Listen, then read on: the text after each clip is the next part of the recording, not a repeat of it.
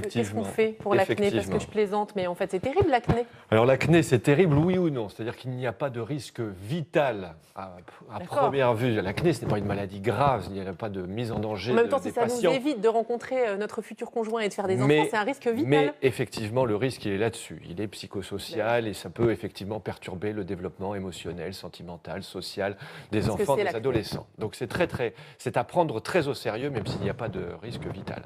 Alors l'acné, comment ça marche? C'est d'abord une inflammation. C'est une inflammation des follicules pileux. Les follicules pileux, c'est des petits trous dans la peau d'où sortent les poils.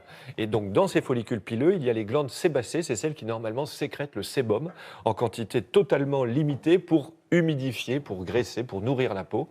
Et voilà. Et donc au départ, c'est un dysfonctionnement de cette glande sébacée qui va fournir trop et du mauvais sébum. C'est la même origine que des points noirs ou des choses comme ça, mais pire.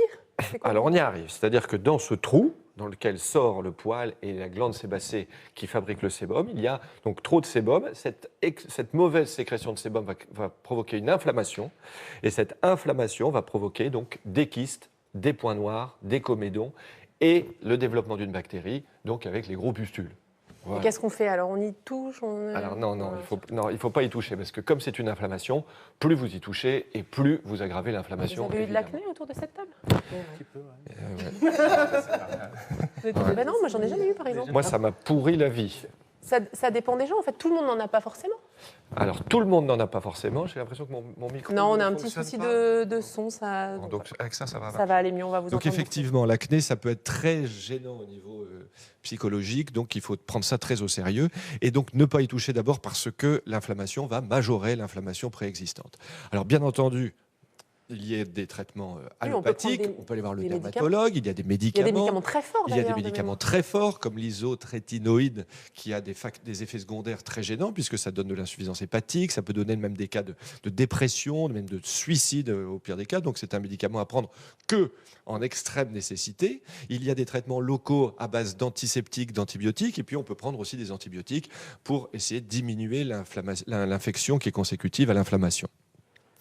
Alors certains mentionnaient, là j'ai vu passer, je mets de l'argile blanche parce que l'argile verte ça dessèche. Alors effectivement, il y a aussi des traitements locaux, naturels. Voilà, on a dit... L'aloe vera également nous parle Manon et du calendula. Calendula, aloe vera, masque d'argile, nettoyer sa peau, etc. Évidemment. Mais Virginie, vous me connaissez. Ah oui. Je suis bien entendu convaincu que s'il y a un problème de peau, c'est qu'il y a un problème de terrain. Ouais. Effectivement, en médecine chinoise, on sait que ça correspond à des perturbations du pancréas. Et puis, pour preuve, on a découvert en plein océan Pacifique, en Nouvelle-Guinée, une île qui s'appelle l'île de Kitawa, où aucun des habitants n'a d'acné. Et donc, on s'est dit peut-être qu'il y a une prédisposition génétique. On a pris les habitants de Kitawa. Ça ne peut pas être le soleil aussi sur la peau ? En tout cas, on les a mis dans d'autres pays, on leur a donné une alimentation occidentale à l'américaine, et là, pouf, ils ont développé de l'acné comme les adolescents de chez nous. C'est pas sympa de les avoir mis dans d'autres pays. Je ne sais pas qui a fait l'étude, mais moi je porterais plainte. Effectivement, on s'est rendu compte qu'il y avait probablement une hygiène de vie qui favorisait justement cette peau parfaite. Alimentaire, du coup. Bon, Rodolphe, ça y est, on y revient. Donc, en gros, on ne peut pas manger. Rien du tout. Alors, ça, sinon, on a de l'acné, on est obèse, on a des carences. C'est avec vous qu'on avait parlé d'Okinawa aussi. Tout à fait. Mais vous en parlez souvent d'Okinawa. J'en parle souvent parce que les gens d'Okinawa mangent 2 fois plus que nous. Mais simplement, ces gens-là mangent mieux. Et donc, le professeur Cordain, qui avait effectivement étudié l'acné dans l'île de Kitawa, s'est dit, si ces gens-là n'ont pas d'acné, peut-être que c'est dans leur hygiène de vie, peut-être dans leur alimentation. Alors justement, arrêtons de plaisanter, parce que les gens qui nous regardent, ils veulent savoir ce qu'ils peuvent manger ou ne pas manger. Mais oui, évidemment, qu'est-ce qu'on a découvert ? On a découvert que ces gens-là avaient une alimentation paléolithique. Vous vous souvenez de cette chronique qu'on a faite au début d'année ? Des fruits et des légumes. Et des bisons seulement si on les tue avec une massue.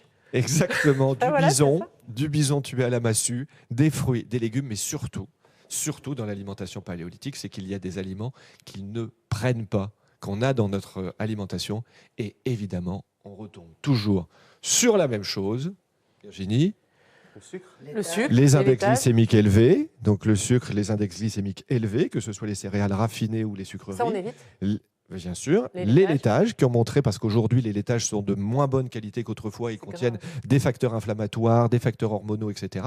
Donc les laitages, et puis les mauvaises graisses. Donc comme d'habitude, j'allais dire. Des fruits, des légumes. Voilà, il faut surtout supprimer de son alimentation les index glycémiques élevés. Je vous renvoie à la chronique qu'on a faite ici sur les index glycémiques élevés. Supprimer les mauvaises graisses, même chose, on en a parlé. Et supprimer l'excès de laitage. Donc hareng et brocoli au petit déjeuner.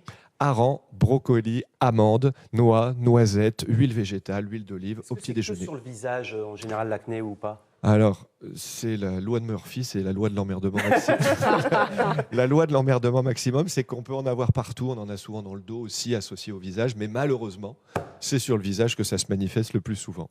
Juste en conclusion, Rodolphe, en combien de temps on peut voir éventuellement une différence si on change son alimentation, on arrête le lait, les céréales? C'est pas du jour au lendemain quand même. Il faut être un peu patient. Que ce soit des traitements antibiotiques, que ce soit des traitements locaux, que ce soit les changements alimentaires, il faut quand même faire preuve de patience. Il faut au moins faire ça 1 mois et demi, 2 mois, avant de pouvoir dire ça marche ou ça marche pas.